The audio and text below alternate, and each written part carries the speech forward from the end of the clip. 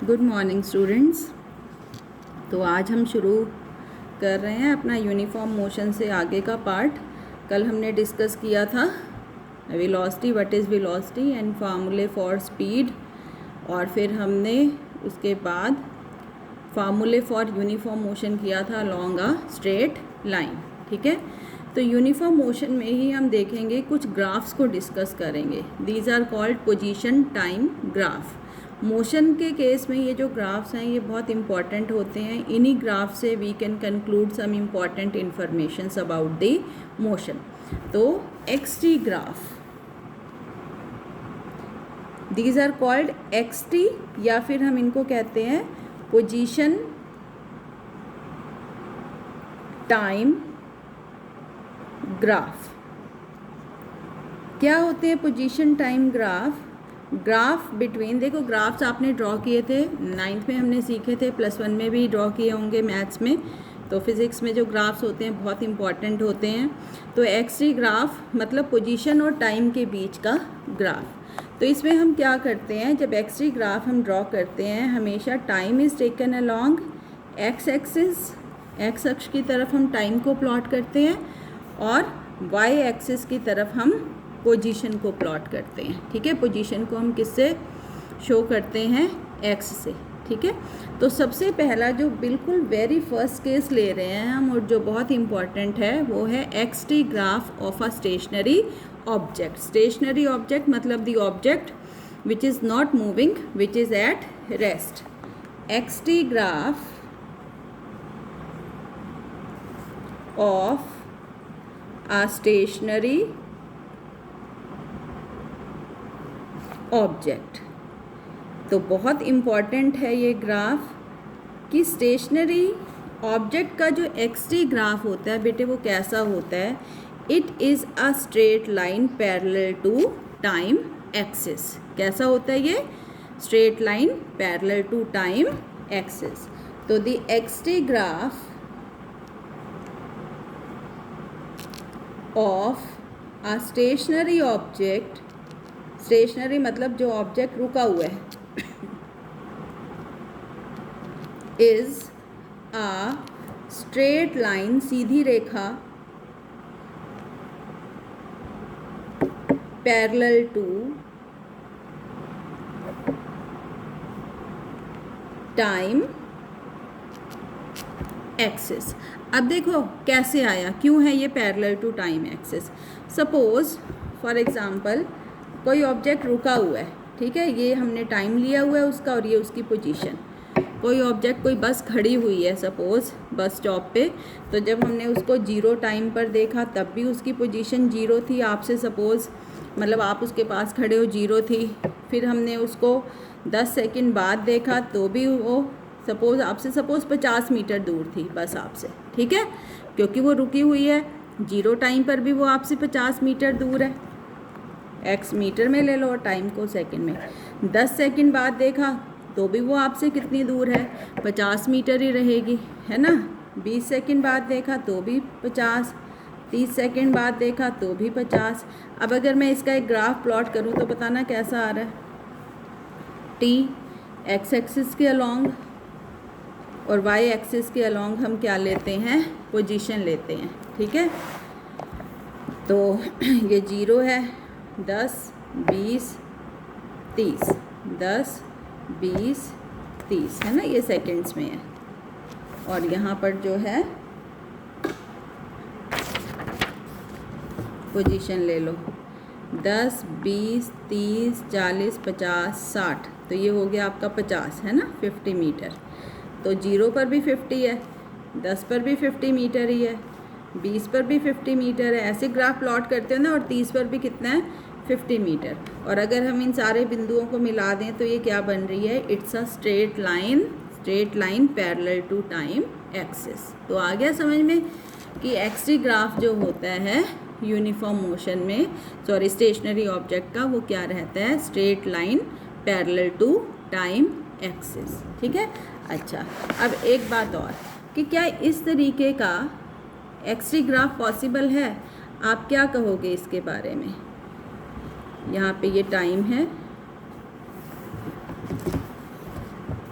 और यहाँ पे हमने इसकी ले ली पोजीशन। क्या इस तरीके का एक्स टी ग्राफ पॉसिबल हो सकता है which is parallel to X axis? क्या कंक्लूड कर रहे हैं हम इस ग्राफ से? इस ग्राफ से ये कंक्लूड हो रहा है, सपोज़ ये 0 है, ये t1 कह दो, ये t2 कह दो एंड सो ऑन, कि टाइम तो सेम है लेकिन पोजीशन बदल रही है लगातार। ऐसा हो सकता है कि समय तो बदल नहीं रहा, समय तो सेम है लेकिन पोजीशन इज़ चेंजिंग कंटिन्यूसली, तो this type of graph is not possible. तो द एक्स टी ग्राफ कैसा graph? The x T graph which is a straight line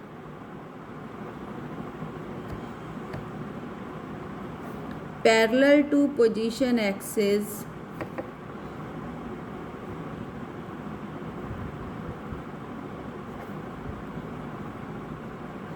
is not possible, is not possible। क्यों possible नहीं है?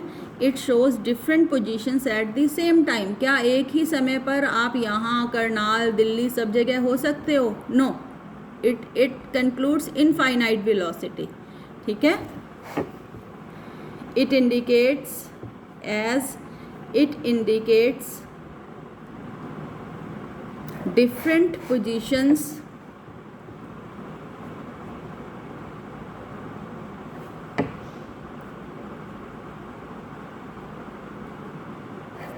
at the same time. ठीक है बेटे, अब next है X T graph of an object in uniform motion. Uniform motion कि जब कोई ऑब्जेक्ट इक्वल डिस्प्लेसमेंट्स कवर करता है in equal intervals of time में, तो जो उसकी वेलोसिटी है वो क्या रहती है? कांस्टेंट रहती है। तो कैसा होगा? X T graph of an object in uniform motion, in uniform motion। तो अगर कोई ऑब्जेक्ट यूनिफॉर्म मोशन में है, इस एक्सिस पर हम पोजीशन लेंगे, अगर कोई ऑब्जेक्ट यूनिफॉर्म मोशन में है तो ग्राफ स्ट्रेट लाइन होगा inclined to time axis, inclined to time axis. ठीक है, तो दी एक्स टी ग्राफ, ये भी हम डिस्कस करेंगे कि ऐसा क्यों होगा। The x T graph of an object in uniform motion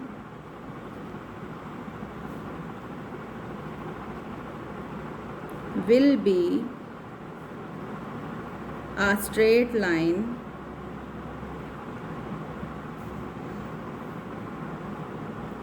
inclined, झुकी हुई। किस तरफ झुकी हुई है ये? किस तरफ झुकी हुई है ये? टाइम एक्सिस की तरफ। inclined to time axis, inclined to time axis. अब ये भी कितने तरीके के हो सकते हैं? ये 3 तरीके के हो सकते हैं।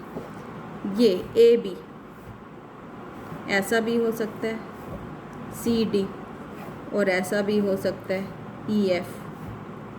ठीक है, तो ए बी ग्राफ क्या शो कर रहा है? ए बी ग्राफ शो कर रहा है the object started from the origin, कि ऑब्जेक्ट ने अपनी जो जर्नी है, अपनी मोशन है, वो कहाँ से शुरू की है? ऑरिजिन से।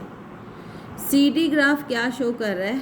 कि object started from the left of the origin, कि ऑब्जेक्ट ने अपने लेफ्ट से मोशन को शुरू किया है।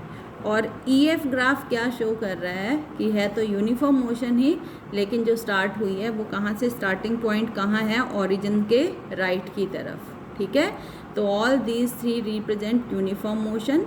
ये start from origin, this is from left of the origin and this is from right of the origin. ठीक है, अब हम बात करते हैं कि इन ग्राफ्स की इम्पोर्टेंस क्या है। ठीक है, कि हम क्यों ये ग्राफ्स को हम डिस्कस कर रहे हैं यूनिफॉर्म मोशन में। तो importance of X T graph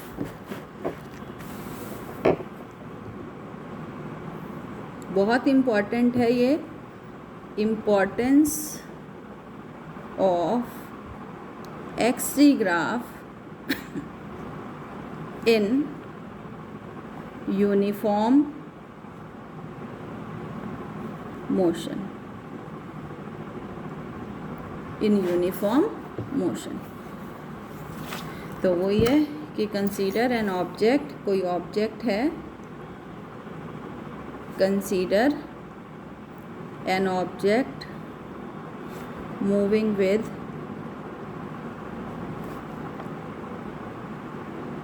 constant velocity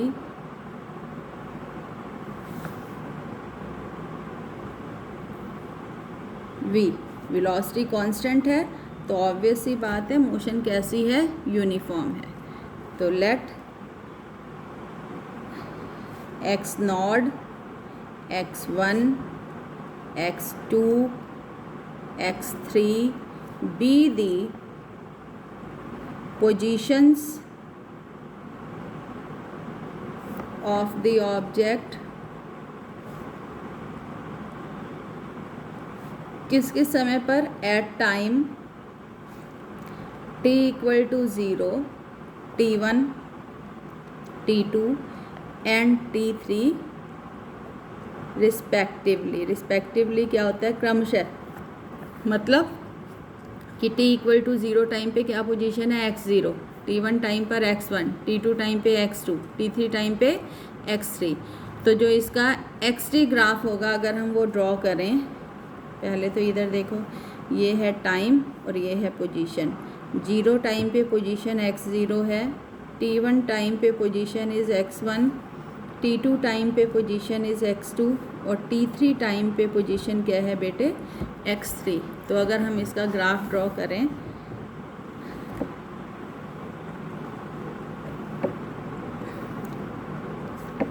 ये t equal to 0, t1, t2 और ये t3, ये ले लो x नॉड, x1, x2 और ये हो गया आपका x3। ठीक है, इस एक्सिस पर हमने पोजीशन ले ली और इस एक्सिस पे ले लिया हमने टाइम। ये x इक्वल टू 0 भी है यहाँ और t इक्वल टू 0 भी है यहाँ, ये ओरिजिन है दोनों के लिए। अब ग्राफ ड्रॉ करो, जब t 0 है तो पोजीशन है x नॉट, t 0 पे पोजीशन हो गई x नॉट, ये बिंदु लगेगा। ऐसे ग्राफ ड्रॉ करते हैं ना, जब t1 टाइम है तो पोजीशन हो गई आपकी x1, t2 टाइम पर पोजीशन हो गई x2 और t3 टाइम पर पोजीशन हो गई आपकी x3। तो ये जो बिंदु आए आपके a, b, c, d, इनको अगर हम मिला दें तो ये जो ग्राफ है ये कैसा ग्राफ है, xt ग्राफ। ठीक है, तो then xt graph will be straight line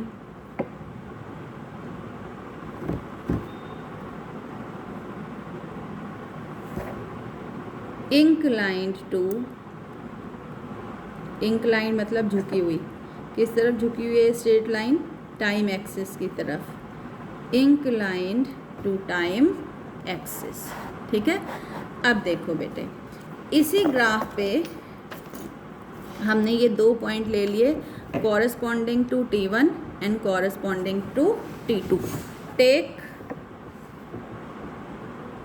points कौन कौन से, b and c corresponding to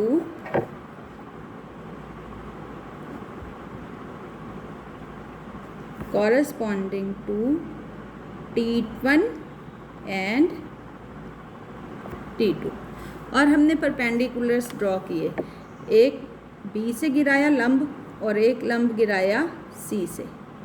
B1 कह दो इसको और इसको कह दो C1। एक तो ये लंब गिराए, कौन सी एक्सिस पर लंब गिराए हैं आपने, टाइम एक्सिस पर, और हम पोजीशन एक्सिस पर भी लंब गिरा रहे हैं। एक ये लंब गिरा दिया, इसको B2 कह दो, एक ये लंब गिरा दिया, इसको C2 कह दो। ठीक है, तो हमने B और C पॉइंट से टाइम एक्सिस पर भी लंब गिराए हैं और पोजीशन एक्सिस पर भी लंब गिराए हैं। तो ड्रॉ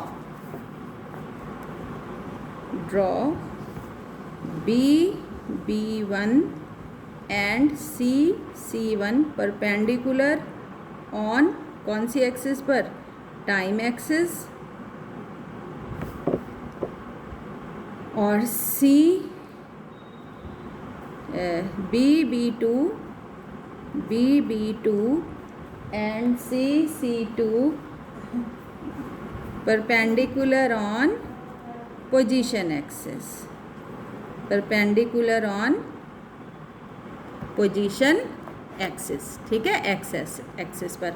और इन दोनों को हमने ज्वाइन कर दिया, ज्वाइन BE, ठीक है, ज्वाइन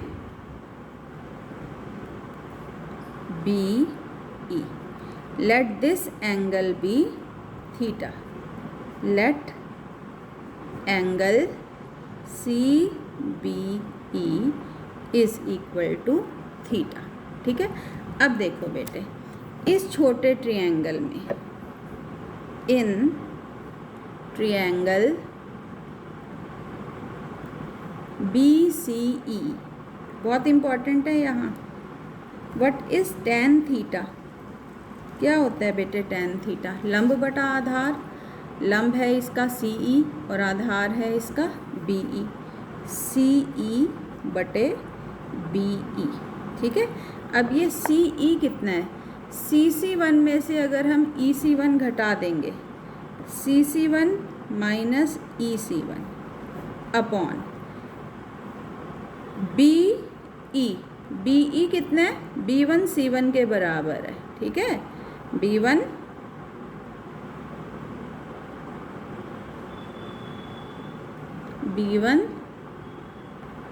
C1 के बराबर है। तो ये देखो, ये आ गया आपका CC1 minus CC1 minus EC1। अब EC1 किसके इक्वल है, B2 O के बराबर भी है, और CC1 किसके बराबर है, OC2 के बराबर भी है। तो आप ऐसे लिख लो, CC1 is equal to OC2 minus EC1 is equal to OB2 upon B1 C1 किसके बराबर है, O ओरिजिन है ना ये, OC1 minus OB1, OC1 minus OB1। अब आप देखो OC2 कितना है, ये OC2 x2 के बराबर घटा OB2 कितना है आपका, x1 के बराबर अपॉन OC1 कितना है, T2 माइनस OB1 कितना है आपका, T1। तो कल हमने बताया था x2 माइनस x1 और T2 माइनस T1 क्या किसके बराबर होता है, वेलोसिटी के। किसके बराबर है, वेलोसिटी, मतलब ये जो tan थीटा है ये किसके बराबर आया है, वेलोसिटी के बराबर, ठीक है। tan थीटा जो है ये किसके बराबर आया है, वेलोसिटी। तो हम कहते हैं tan थीटा को हम कहते हैं स्लोप, क्या कहते हैं, स्लोप। तो hence tan theta is called slope होता है ढलान, ठीक है। ये जो ढलान है इसके ऊपर कोई सिलेंडर रख दो, लुढ़कता हुआ जाएगा कि नहीं जाएगा, तो tan थीटा की वजह से। तो tan theta is called slope of XT graph, और स्लोप ऑफ XT ग्राफ किसके बराबर आया है, वेलोसिटी के बराबर आया है। किसके बराबर, वेलोसिटी के। तो बहुत इम्पॉर्टेंट कंक्लूजन निकला है, hence the slope of XT graph in uniform motion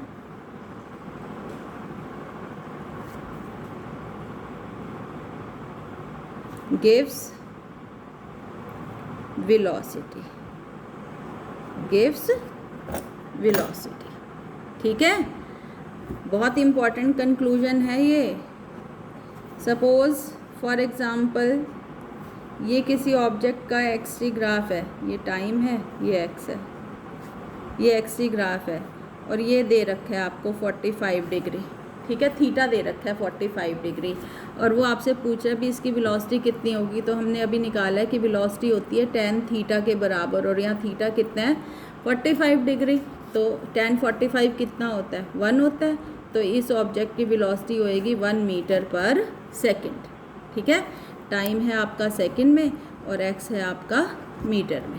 अब सपोज़ वो कह रहा है आपको ये 2 ग्राफ्स दिए हैं उसने, 2 ऑब्जेक्ट के ग्राफ्स हैं, एक ऑब्जेक्ट का ये है, ए ऑब्जेक्ट का ग्राफ है ये 30 डिग्री, और ये है आपका बी ऑब्जेक्ट का ग्राफ है, ये एंगल है इसका 60 डिग्री, ठीक है।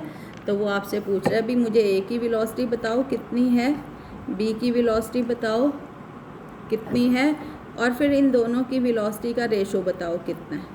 तो हमें पता है बेटे ए की वेलोसिटी कितनी होगी, जो ए का स्लोप है, ए का स्लोप कितना है, ए ऑब्जेक्ट का slope tan 30 degree, tan 30 degree कितना होता है आपका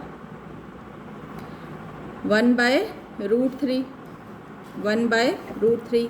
बी की वेलोसिटी कितनी होगी, जितना आपका बी का स्लोप है, जितना आपका बी का स्लोप है, बी का स्लोप कितना है आपका tan 45 डिग्री, सॉरी 45 नहीं है 60 है, tan 60 डिग्री, और tan 60 डिग्री कितना होता है √3 होता है, ठीक है। तो VA/VB, VA 1/√3, 1/√3 डिवाइडेड बाई √3, 1/3।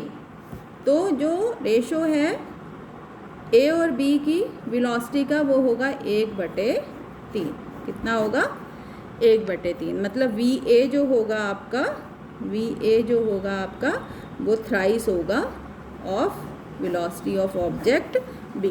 तो this is how we can calculate the velocities using the XT graphs, ठीक है बच्चों। तो आज के लिए इतना है, इसको पढ़ना, कल हम VT ग्राफ करेंगे, ठीक है। और VT ग्राफ की चलो मैं आपको बता देती हूँ कि कैसा होता है। इन यूनिफॉर्म मोशन VT ग्राफ होगा वेलोसिटी और टाइम के बीच का ग्राफ, ठीक है। Velocity time, VT graph, VT graph of the object in uniform motion. अब यूनिफॉर्म मोशन में वेलोसिटी होती है कांस्टेंट, ठीक है। इन uniform motion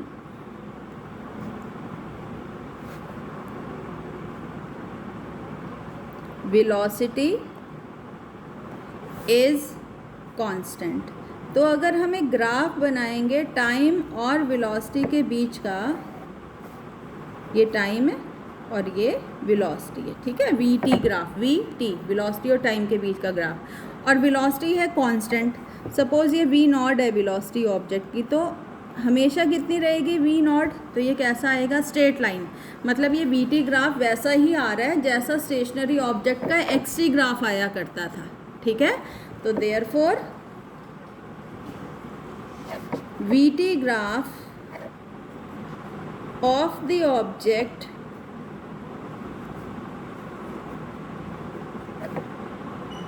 in case of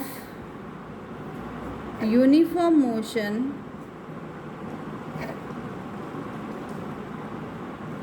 will be a straight line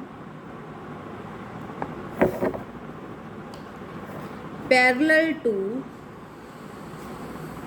time axis, parallel to time axis. और इस graph की भी एक विशेषता होती है कि इस ग्राफ के अंदर जो भी एरिया होता है, इस ग्राफ के नीचे जितना भी क्षेत्रफल होता है, ये एरिया किसके बराबर होता है, डिस्प्लेसमेंट के बराबर। किसके बराबर, डिस्प्लेसमेंट। तो the area under VT graph gives displacement, ठीक है। तो दोनों ग्राफ्स की एक इम्पॉर्टेंस है। एक्स-टी ग्राफ का जो स्लोप होता है वो वेलोसिटी देता है, और वी-टी ग्राफ का जो एरिया होता है वो डिस्प्लेसमेंट देता है। ठीक है बेटे, तो आज ये आप लोगों ने ये कंप्लीट करना है यहाँ तक। कल हम फिर नेक्स्ट शुरू करेंगे। Okay, thank you.